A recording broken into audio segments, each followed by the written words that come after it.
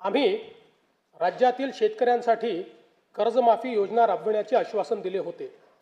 त्याकरिता समिती गठीत केली आहे। राज्यातील 30 सप्टेंबर 2025 रोजी पीक कर्ज थकीत असणाऱ्या पात्र शेतकऱ्यांना 2 लाख रुपयापर्यंत कर्जमाफी देणारी पुण्यश्लोक अहिल्यादेवी होळकर शेतकरी कर्जमाफी योजना मी आज जाहीर करीत आहे। नानाभाऊ,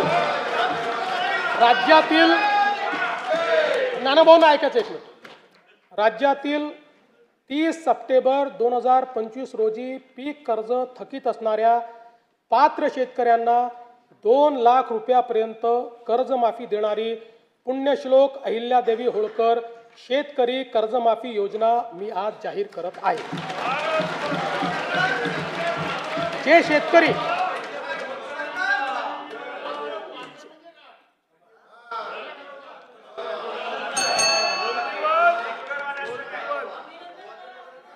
तुम्ही पण जाहीर केले तर पात्रच म्हटलं होतं, पात्रच म्हणावं लागतं, अपात्रांना देता येत नाही।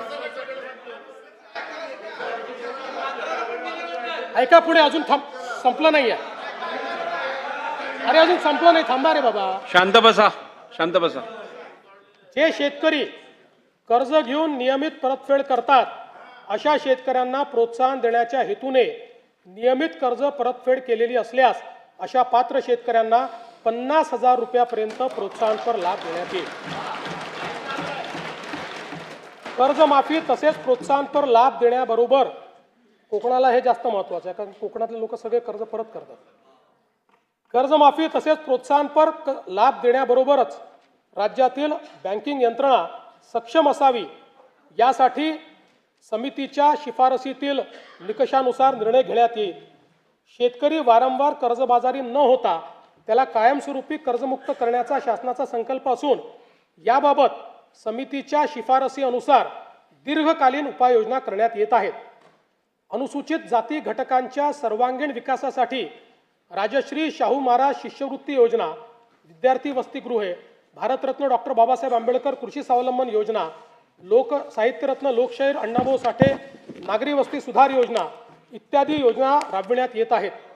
महात्मा फुले मागासवर्गीय विकास महामंडळ, साहित्यरत्न लोकशाहीर अण्णाभाऊ साठे विकास महामंडळ, संत रोहिदास चर्मोद्योग आणि चर्मकार विकास महामंडळाद्वारे अनेक योजना राबविण्यात येत आहेत।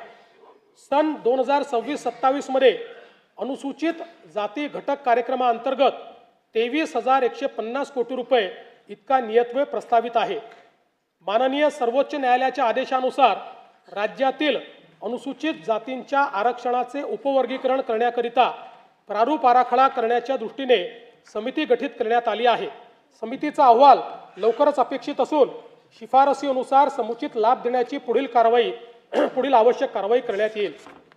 आदिवासी समाजाच्या सर्वांगीण विकासासाठी राणी दुर्गावती महिला सक्षमीकरण योजना, शबरी आदिवासी वित्त व विकास महामंडळ, डॉक्टर APJ अब्दुल कलाम अमृतहार योजना, नमो आदिवासी स्मार्ट शाळा अभियान, आदर्श आश्रम शाळा, भगवान बिरसा मुंडा जोड रस्ते योजना, ठक्करवापा आदिवासी विकास योजना तसेच पंडित दीनदयाल उपाध्याय स्वयं योजना आदी कार्यक्रम राबविण्यात येत आहेत। बिरसा मुंडा कृषी क्रांती योजनेत विंधन विहिरी व सौर पंप हा घटक वनक्षेत्रालगतच्या गावातील आदिवासी शेतकऱ्यांना अनुज्ञेय करण्यात आला आहे।